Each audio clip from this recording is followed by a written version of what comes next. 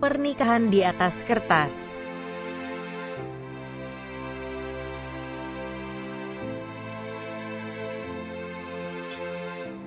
Jangan lupa subscribe ya, dukungan kalian untuk berkembangnya channel Novelku.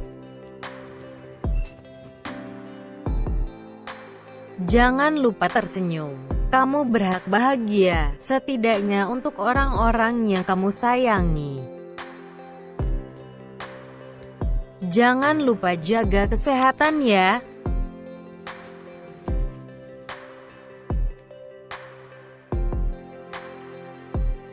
Jangan lupa subscribe ya, karena subscribe itu gratis selamanya.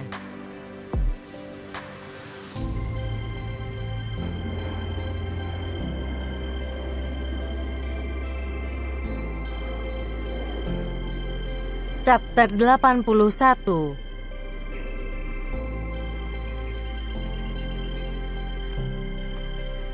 Suara pintu ruang rawat inap Senja diketuk.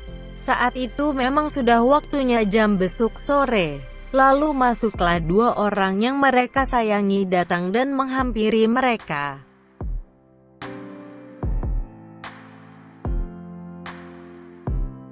Assalamualaikum, sapa Agnes dengan ceria.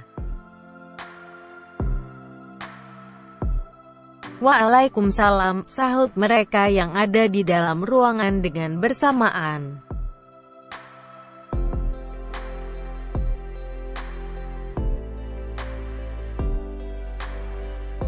Dibawakannya sebuah parcel buah di kedua tangan Neta. Sedangkan Agnes, ia membawa sebuah tas ransel berisikan baju ganti untuk sang putra. Ya, karena semenjak Senja berada di rumah sakit, Fauzan tak kunjung berganti pakaiannya.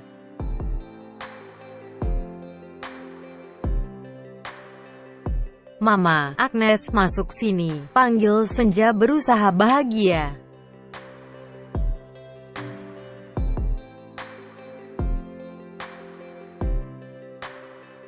Dipeluknya erat sang ibu mertua dengan penuh pengaduan. Senja memang sudah merasa sedikit tenang, tapi setidaknya, pelukannya yang lagi-lagi datang padanya, kembali menambah dan menimbun kekuatannya.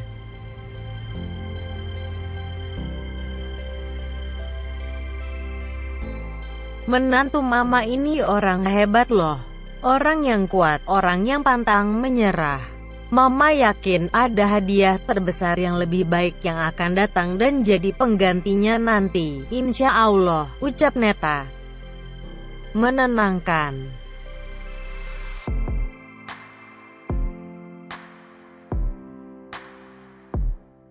Aku baik-baik aja kok, Ma.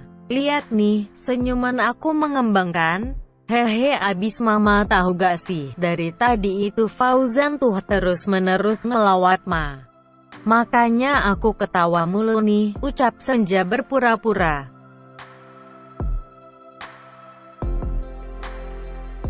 Neta hanya membalas sang menantu dengan senyuman yang hangat juga. Tak lupa ia menyalurkan kekuatan yang lebih lagi melalui genggaman sejenak pada menantunya itu.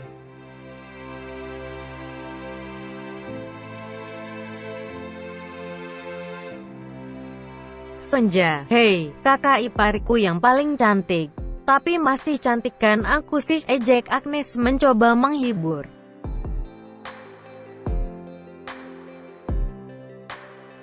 Sebelumnya, ketika Senja sudah dinyatakan harus melakukan kuretase atau pembersihan rahim, Haris sudah memberitahukan semua informasinya pada Neta dan Agnes. Lalu respon mereka, tentu sangat terkejut dengan berita yang tidak diharapkan itu.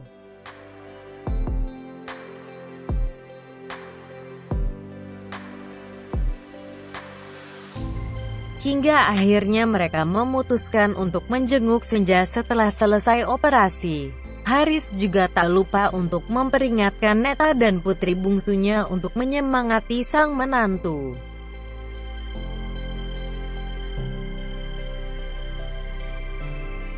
Haris juga mengingatkan untuk tidak terlalu menyinggung mengenai bayi ataupun kronologi yang sebenarnya. Karena sebenarnya menyinggung dengan kata-kata itu tidak melukai, tapi pada kenyataannya malah jauh lebih menyakitkan daripada luka basah sekalipun.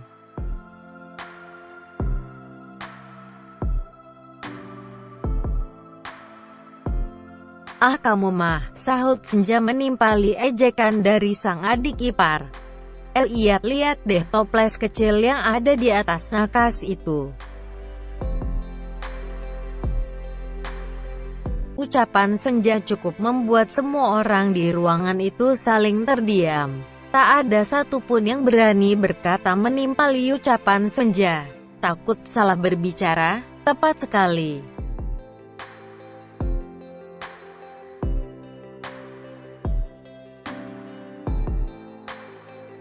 "Itu anak aku. Masih kecil banget ya. Lucu banget kan? Imut-imut gitu, sampai bisa dimasukin ke toples kayak gitu. Lucu banget ya. Coba aja bisa aku pegang dan peluk, pasti lebih menyenangkan lagi deh."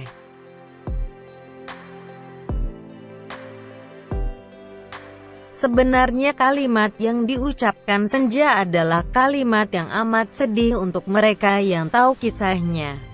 Tapi sayangnya, Senja malah menghibur dirinya dengan berpura-pura tegar saat melihat jenazah Jani. Janinnya ada di dalam sebuah toples.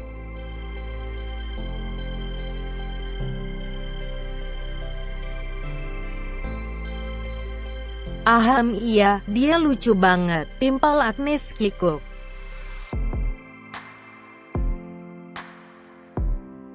Agnes pun melemparkan pandangan pada kedua orang tua dan kakaknya. Ia tak ingin salah berbicara dan malah akan semakin memperburuk suasana hati Senja yang belum membaik.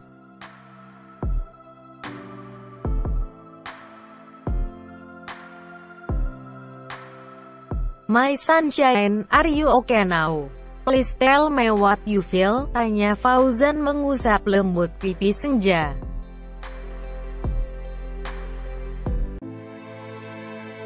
"I'm okay. I just feel incomplete when he's gone. But everything is gonna be okay. Hopefully," jawab Senja dengan tersenyum hangat.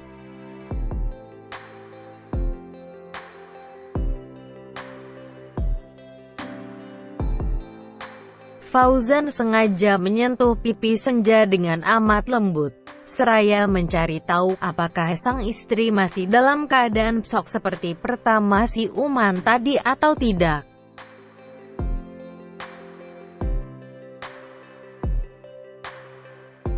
Gulita kian perlahan menghampiri setiap insan yang ingin beristirahat, menutup rapat-rapat dari kisah setiap makhluk yang sudah menemui kepasrahannya.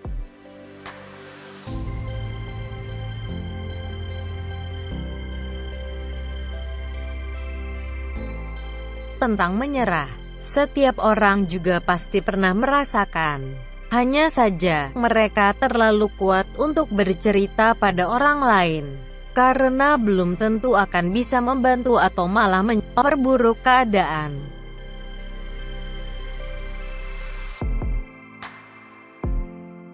Malam ini Clarlista kembali membayangi setiap rencananya untuk menjebak Aksa. Ia tahu akan segala kejahatan Aksa yang sudah keterlaluan keji pada keluarga Fauzan dan Senja.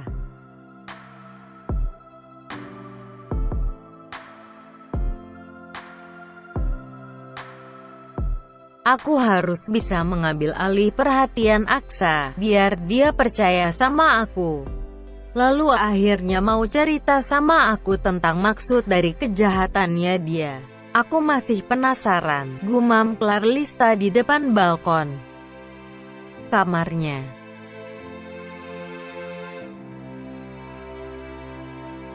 Tiba-tiba suara dering panggilan telepon berbunyi. Seseorang di sana yang sedang dipikirkan, malah seolah menampakkan keberadaannya.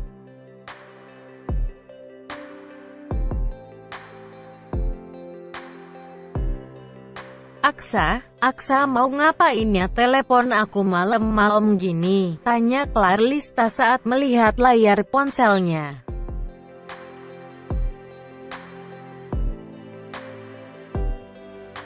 Ragu-ragu untuk menjawab panggilan telepon dari Aksa, Clarlista malah mendiamkannya sejenak untuk berpikir akan kalimat apa atau informasi apa yang bisa ia dapatkan dari perbincangannya kali ini.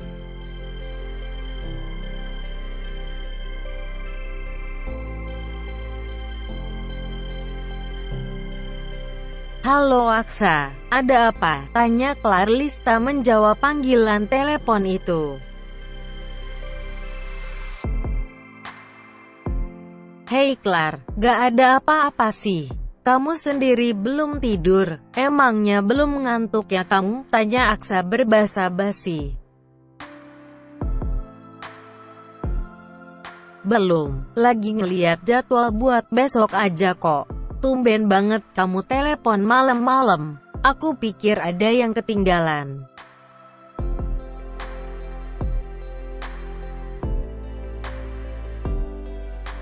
"Gak ada sih, cuma pengen denger suara kamu aja. Terus memastikan kalau kamu baik-baik aja.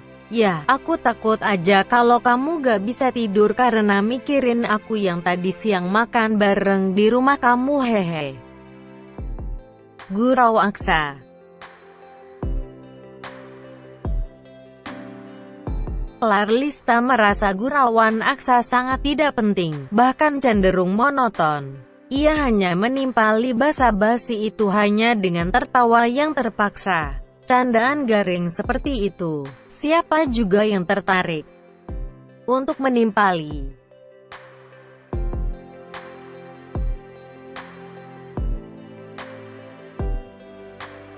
Hehe, bisa aja. Oh iya, aku boleh tanya sesuatu? Tanya Clarlista berhati-hati.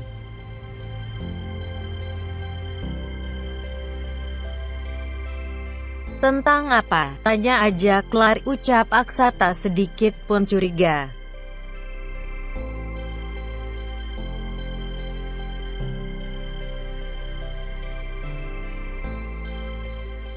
Gimana hubungan kamu sama Pak Fauzan? Apa masih saling dekat atau saling berbagi tentang rumitnya dunia bisnis? Tanya Clarlista mulai menyinggung.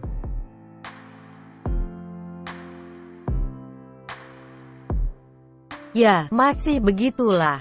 Kalau kamu sendiri gimana? Udah dibagi ilmu seperti apa sama Fauzan?" tanya Aksa kembali.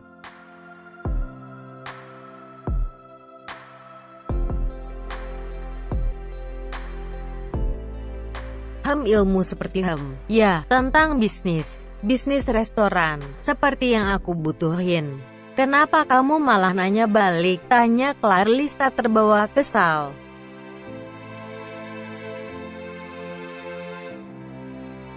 Sabar sayang, aku kan cuma tanya aja. Lagi pula, kamu jangan terlalu dekat sama Fauzan ya. Dia itu bukan orang baik. Dia itu jahat, seru Aksa menghasut.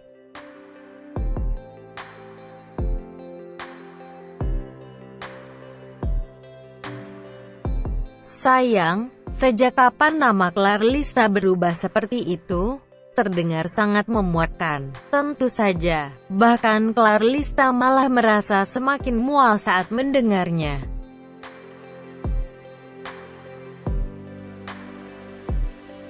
Kenapa kamu malah bilang gitu? Tanya Clarlista menahan emosinya.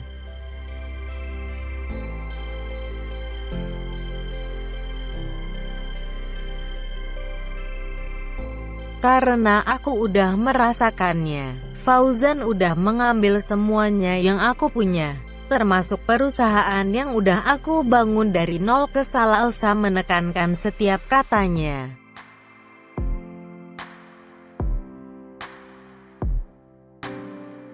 Stop Aksa, kenapa kamu selalu menjelekkan nama Pak Fauzan di depanku? Kenapa kamu sebegitu bencinya dengan Pak Fauzan? Sebenarnya ada apa sih? Maksudku, sebenarnya kalian itu ada masalah apa? Tanya Clarlista sedikit khawatir.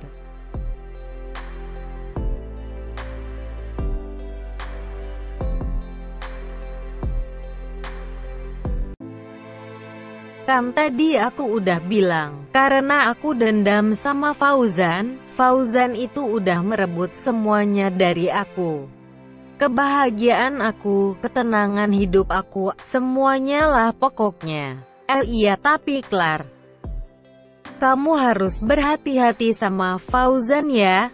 Jangan sampai apa yang aku rasain, akan kamu rasain juga suatu saat nanti. Seru Aksa memerankan skenario dengan amat baik.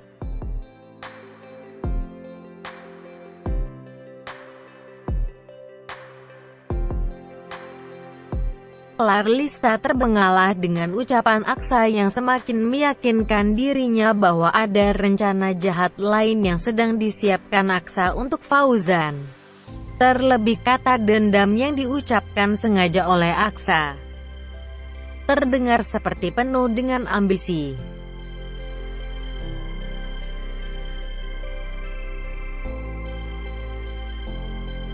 Kamu harus tahu Clar, tapi dengan semua yang dia lakuin ke aku, itu akan perlahan-lahan aku hempaskan juga. Aku akan menyicil untuk menyingkirkan apapun yang menjadi kebahagiaannya. Sama seperti apa yang udah dia lakuin ke aku. Gimana? Kamu mau ikutan gak? Biar kamu sedikit tahu bagaimana cara mengantisipasi jika Fauzan juga merebut harta kamu suatu saat nanti.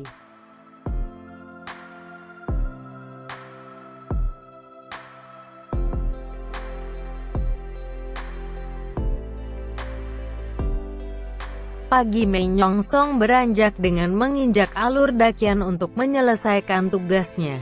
Menyinari segala insan yang entah memiliki rencana apa dalam hidupnya.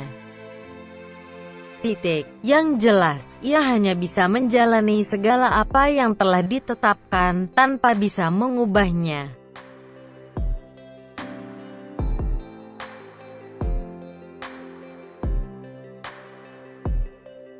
Sabar, kata yang mudah diucapkan tapi sulit untuk dipraktekkan. Sabar bukan berarti diam dan menyerah. Tapi sabar yang sebenarnya baik itu adalah sabar yang bergerak untuk menyelesaikan segala permasalahan yang ada.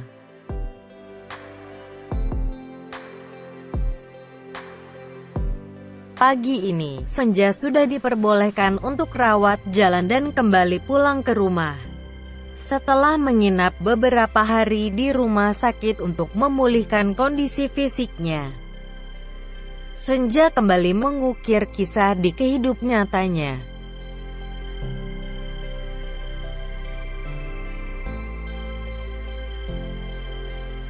Fauzan, Papa ikut di mobil yang dibawa Agnes aja ya. Biar Papa yang nyetirin Agnes dan Mama kamu. Biar kamu juga bisa berduaan sama Senja di mobil, ejek Haris menepuk pundak Fauzan.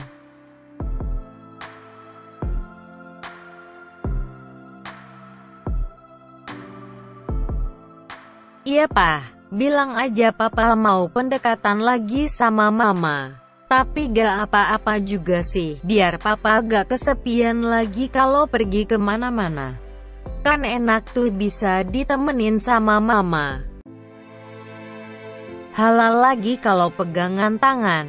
Enak tahu Pak kalau udah halal, mau ngapa-ngapain aja juga berpahala, ejek Fauzan kembali.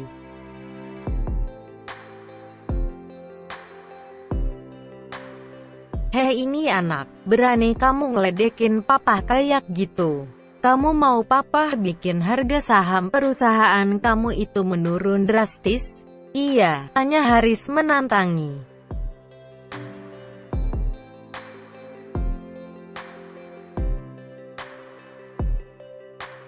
Tanpa menunggu lama, dengan respon yang amat cepat pula keduanya pun tertawa bersamaan dengan sangat lepas. Sudah lama tidak melakukan hal itu bukan?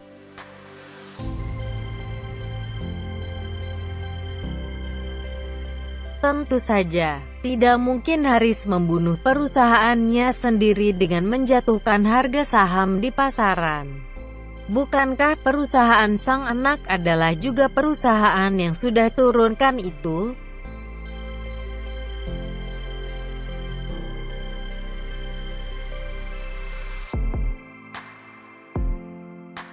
Sedangkan ketiga wanita di belakang mereka hanya terkejut dengan pikiran yang bimbang. Dua orang laki-laki tertawa terbahak-bahak tanpa adanya lawakan yang serius. Bagaimana bisa?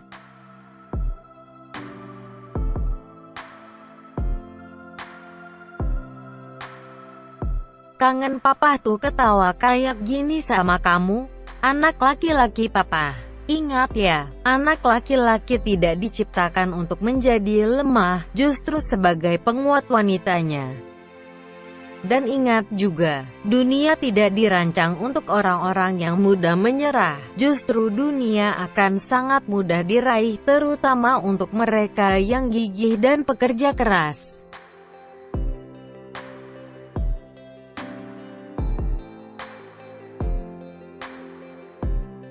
Haris terus memberikan wejangan pada sang putra. Mungkin untuk segala ilmu bisnis dan dunia persaingan perusahaan sudahlah menjadi santapan sehari-hari bagi Fauzan. Lalu bagaimana dengan ilmu kehidupan?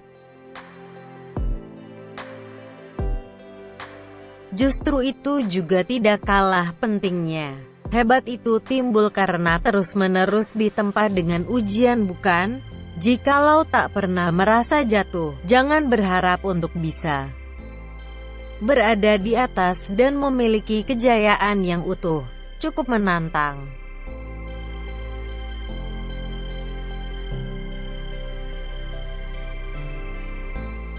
Udah sana masuk mobil, hati-hati di jalan ya, jagain menantu papa. Awas aja kalau sampai gak dijagain. Urusan kamu langsung sama papa, seru Haris memperingatkan.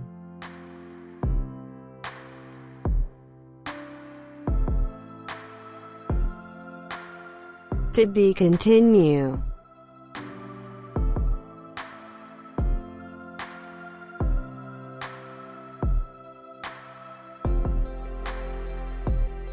Jangan lupa subscribe dan follow Instagramku Yao. Jaga kesehatan selalu.